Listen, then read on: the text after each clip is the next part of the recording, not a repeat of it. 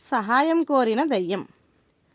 పాపన్న ఉండే గ్రామం నుంచి అతని అత్తవారి ఊరికి వెళ్ళే దారిలో కపాలీశ్వరం అనే గ్రామం ఉన్నది. ఆ గ్రామంలో ఒక శ్రీమంతుడికి శాంత అనే కూతురు ఉండేది. ఆమెకు పెళ్ళీడు వచ్చింది. ఆ గ్రామంలోనే జక్కన్న అనే ఒక యువకుడు ఉండేవాడు. అతను బుద్ధిమంతుడు, రూపసి, తెలివితేటల కలవాడు అయినప్పటికీ అనాథ, నిరుపేద. ఒకప్పుడు జక్కన్నది అతని తండ్రి దురభ్యాసాల వల్ల ఉన్నదంతా పోయింది. జక్కన్న చిన్నతనంలోనే తండ్రిని పోగొట్టుకొని దరిద్రావస్థలో పడి ఆ గ్రామంలో వారాలు చేసుకుంటూ చదువుకోవలసిన స్థితికి దిగజారాడు. అయితే ఊళ్ళో వాళ్ళు జక్కన్నను అభిమానించి అతనికి తిండి బాధ లేకుండా చూశారు. తనకు భోజనం పెట్టే ఇళ్లలో అతను ఏవైనా చిల్లర పనులు కూడా చేసి సహాయంగాను చనువుగాను ఉండేవాడు. అతనికి శాంత తండ్రి ఇంట కూడా వారం ఉండేది. ఆ విధంగా అతనికి శాంతకు పరిచయం ఏర్పడి అది చనువుగాను చివరకు ప్రేమగాను మారింది. శాంత ఎప్పటికైనా జక్కన్న భార్య కావాలని నిశ్చయించుకున్నది. జక్కన్నకు కూడా ఆమె పైన చాలా ఆపేక్ష ఉండేది. వారిద్దరూ తమ మనసులు ఒకరికొకరు తెలుపుకొని పెళ్లి ప్రమాణం కూడా చేసుకున్నారు. తన తల్లిదండ్రులు తన పెళ్లి గురించి ఆలోచిస్తున్నారని తెలిసి శాంత తన మనసులోని కోరికను తల్లితో చెప్పింది. శాంత జక్కన్న వంటి పుట్టు దరిద్రుణ్ణి పెళ్లాడటం ఆమె తల్లిదండ్రులకు ఎంతమాత్రమూ నచ్చలేదు. అటువంటి వాడిపైన మనసు పడినందుకు వారు ఆమెను గట్టిగా చీవాట్లు పెట్టి ఇక ముందు తమ గుమ్మం తొక్కవద్దని జక్కన్నకు ఆంక్ష కూడా పెట్టారు. వ్యవహారం ఇలా పరిమళించటం శాంతకు జక్కన్నకు కూడా పెద్ద దెబ్బ అయింది. కానీ వారి మనసులు మాత్రం మారలేదు. జక్కన్న ఆ గ్రామం వదిలిపెట్టి రాజధానికి వెళ్ళిపోయి రాజుగారి కొలువులో చేరే అవకాశం సంపాదించుకున్నాడు. అతను కపాలీశ్వరానికి తిరిగి వచ్చి శాంత తండ్రి ఇంట పనిచేసే ఒక ముసలిదానిని కలుసుకొని, శాంతకు రహస్యంగా ఒక వార్త చెప్పాలి, నాకు ఆస్థానంలో ఉద్యోగం దొరుకుతున్నది. ఇవాళ రాత్రి శాంత 2 జాముల వేళ సత్రం దగ్గరికి వచ్చినట్లయితే నేను అక్కడ వేచి ఉంటాను. తరువాత మేమిద్దరము రాజధానికి వెళ్ళి అక్కడ పెళ్లి చేసుకుంటాం. ఈ మాట శాంతకు చెబుతావా అన్నాడు. దాసీది సరేనన్నది. దాసీ దాని ద్వారా జక్కన్న సందేశం అందుకొని ఆ రాత్రి శాంత తన నగలు, కొద్ది బట్టలు మూటగట్టుకొని సరిగ్గా నడిరాత్రి వేళ బయలుదేరింది. కానీ ఆమె ఇంకా ఇంటి ఆవరణ దాటకముందే తల్లిదండ్రులకు దొరికిపోయింది. తల్లి ఆమెను నానా మాటలు అన్నది. తండ్రి కొట్టాడు కూడా. ఆమె తమ వంశానికి అపకీర్తి తెస్తున్నదని ఇద్దరూ ఆడిపోశారు. ఆ తరువాత ఆమెకు ఇల్లే చెరసాల అయిపోయింది. ఆ రాత్రి జక్కన్న సత్రం అరుగుపైన కోడి కూసినదాకా శాంత కోసం ఎదురుచూసి నిరాశ చేసుకొని రాజధానికి బయలుదేరి వెళ్ళిపోయి కొలువులో చేరాడు. తరువాత కొద్ది రోజులకే ఆ రాజుకు పొరుగురాజుతో చిన్న యుద్ధం తటస్థించింది. జీవితంపైనే విరక్తి చెంది ఉన్న జక్కన్న ఆ యుద్ధంలో చావుకు వెరవకుండా పోరాడి తీవ్రంగా గాయపడి చాలా రోజులు మంచంలో ఉండి చికిత్స పొందాడు. ఈ లోపల శాంతకు తల్లిదండ్రులు పెళ్లిళ్ళు చేసేసి ఆమె బాధ్యత వదిలించుకోవటానికి విశ్వ ప్రయత్నాలు చేశారు. కానీ అవి ఫలించలేదు.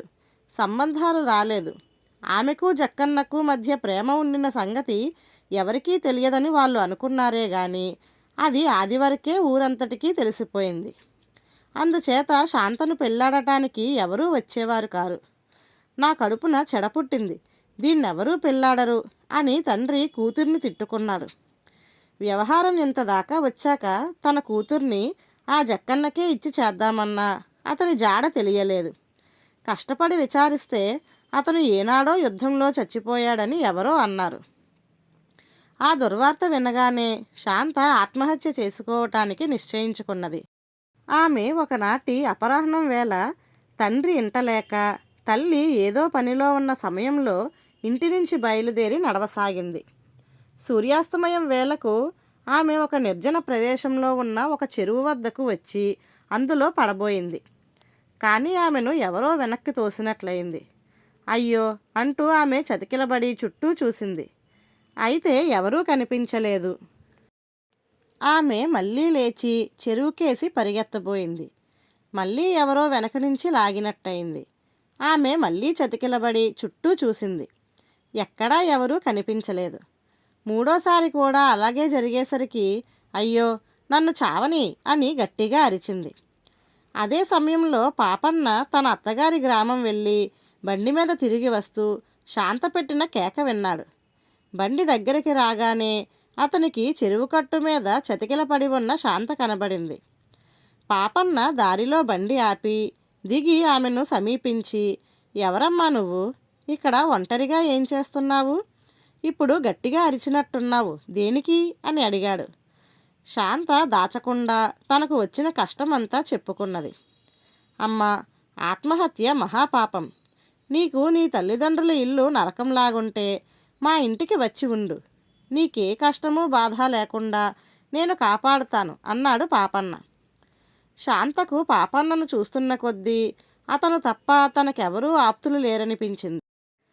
ఆమె వాళ్ళ ఇంటికి అతని వెంట వెళ్ళటానికి ఒప్పుకున్నది. అప్పటికే చీకటి పడుతున్నది. సమీప గ్రామానికి పోవాలన్నా 4-5 మైళ్ళు వెళ్ళాలి. చెరువుకు యువతల పక్కన ఒక పురాతన భవనం ఉన్నది.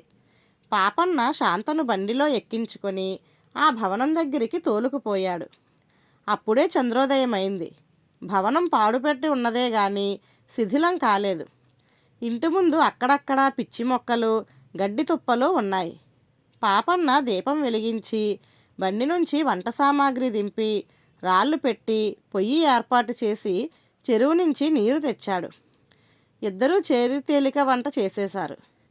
ఇంటికి పెడగా ఉన్న దారి వెంట గుర్రం మీద వెళ్ళే ఒక పెద్ద మనిషి ఆ ఇంట దీపం వెలుగుతుండటం చూసి, ఎవరు ఆ దెయ్యాల కొంపలో ఉండకండి, చచ్చిపోతారు అని హెచ్చరించి తన దారిన తాను వెళ్ళిపోయాడు.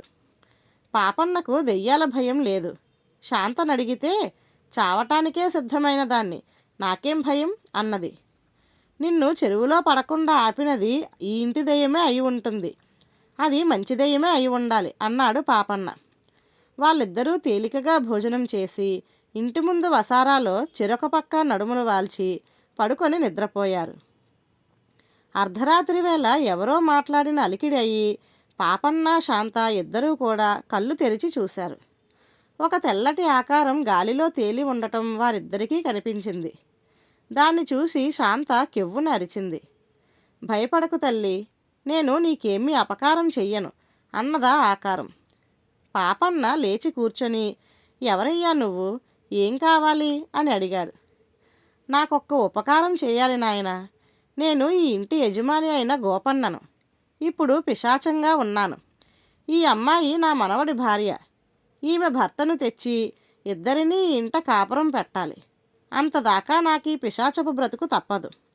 ఆ పని చేసి నీవు పుణ్యం కట్టుకున్నావంటే నాకు విమోచనం కలుగుతుంది అన్నదా ఆకారం. సహాయం చెయ్యటానికి నేను సిద్ధమే గాని ఈ ఇంట ఎవరు కానీ ఎలా కాపురం ఉంటారు అని పాపన్న అడిగాడు. నాయనా, ఈ ఇల్లు ఇలా ఉండటానికి కారణం నేను తప్ప మరో కారణం ఏమీ లేదు. ఈ ఇంట అంతులేని ధనం ఉన్నది, నిక్షేపమంటి ఇల్లు. నా కథ చెబుతాను విను అంటూ పిశాచం తన కథను ఇలా చెప్పింది. 30 ఏళ్ల క్రితం నేను ఈ ఇంట గోపన్న ప్రభు అనే పేరుతో మహావైభవంగా బతికాను. నా కొడుకు చెడ్డ సహవాసాలు మరిగి నన్ను తృణీకరించి ధనం నీరులాగా వ్యయం చేయసాగాడు. నేను నా స్వార్జితమంతా వెండి బంగారాలుగా మార్చి ఈ ఇంటి నట్టింట పాతిపెట్టాను. ఆ రహస్యం నాతోనే పోయింది. నా అనంతరం నా కొడుకు స్థిరాస్తిపైన ఈ ఇంటి మీద దొరికినంత మేరకు అప్పులు చేసి బాకీదారుల బాధపడలేక తన చిన్న కొడుకును గాలికి వదిలేసి తను కాస్త దేశాల మీద పారిపోయి దిక్కులేని చావు చచ్చాడు. అప్పుల వాళ్ళు ఇల్లు ఆక్రమించుకున్నారు. కానీ నేను ఈ రూపంలో ఈ ఇంటిని అంటిపెట్టుకొని ఉండి ఈ ధనాన్ని కాపాడుతూ ఇందులో ఎవరూ కాపురం చేయటానికి ఆస్కారం లేకుండా చేస్తూ వచ్చాను. నా మనవడు జక్కన్న. వాడు వచ్చి ఈ ఇంట కాపురం ఉంటే నా భారం వదిలిపోతుంది. ప్రయాణికులు ఈ ఇంటి సంగతి తెలియక ఇక్కడికి వచ్చినప్పుడల్లా నా మనవణ్ణి తీసుకురమ్మని వాళ్ళను అడుగుతూ వచ్చాను. అందరూ దడుచుకొని పారిపోయారు. ఒక్కరూ నాకు సహాయం చెయ్యలేదు. నా అదృష్టం కొద్దీ ఇవాళ నా మనవడి భార్య ఇటుగా వచ్చింది. ఆమె చెరువులో పడకుండా కాపాడాను. అంతా విని పాపన్న, నీ మనవడు జక్కన్న ఎక్కడుంటాడో అన్నాడు. వాడు రాజధానిలో ఉన్నాడు. చికిత్స పొంది ఇప్పుడు ఆరోగ్యవంతుడిగా కూడా ఉన్నాడు అన్నది పిశాచం. నువ్వే వెళ్ళి నీ మనవడితో ఇదంతా చెప్పలేకపోయావా అన్నాడు పాపన్న. నేను పాతిపెట్టిన ధనం నా మనవడికి చెందాలన్న దిగులుతోనే కదా నేను పిశాచాన్నయ్యాను. దాన్ని విడిచిపెట్టి పోవడం నాకు సాధ్యం కాదు. అహోరాత్రాలు దాన్ని కాపాడటమే నా పని అన్నది పిశాచం. సరే, నేను నీ మనవన్ని వెతికి తెచ్చి ఈ ఇంట కాపురం పెట్టిస్తాను. నీవు నిశ్చింతగా ఉండు అన్నాడు పాపన్న. పిశాచం అదృశ్యమైంది. కిందటి రాత్రి గుర్రం మీద వెళ్ళిన మనిషి తిరిగి తెల్లవారి అటుగా వస్తూ కిందటి రాత్రి తాను చూసిన మనుషులు ఇంకా బ్రతికి ఉన్నందుకు, అక్కడే ఉన్నందుకు ఆశ్చర్యపోయాడు. ఆ భవనం గోపన్న అనే పిసినిగొట్టుదని, ఆ గోపన్నే దెయ్యమై ఈ ఇంట ఉంటున్నట్టు అందరూ చెప్పుకుంటారని ఆ మనిషి పాపన్నతో చెప్పాడు. పాపన్న శాంతను తన బండిలో తీసుకొని రాజధానికి వెళ్ళాడు. అక్కడ అతను జక్కన్న జాడ సులువుగానే తెలిసింది. జక్కన్నకు అన్ని విషయాలు చెప్పి అతన్ని గోపన్న ఇంటికి తీసుకువచ్చాడు పాపన్న. పాపన్న జక్కన్న నట్టింట్లో తవ్వగా పిశాచం చెప్పినట్టే ఒక పెట్టెలో అంతులేని వెండి నాణాలు, బంగారు నాణాలు దొరికాయి. పాపన్న కొన్ని రోజుల పాటు అక్కడే ఉండి భవనాన్ని బాగు చేయించి జక్కన్నకు శాంతకు పెళ్లి చేయించి తానే స్వయంగా కన్యాదానం చేసి వారిద్దరి చేత ఆ ఇంట కాపురం పెట్టించి తిరిగి తన ఇల్లు చేరుకున్నాడు. ధన్యవాదాలు.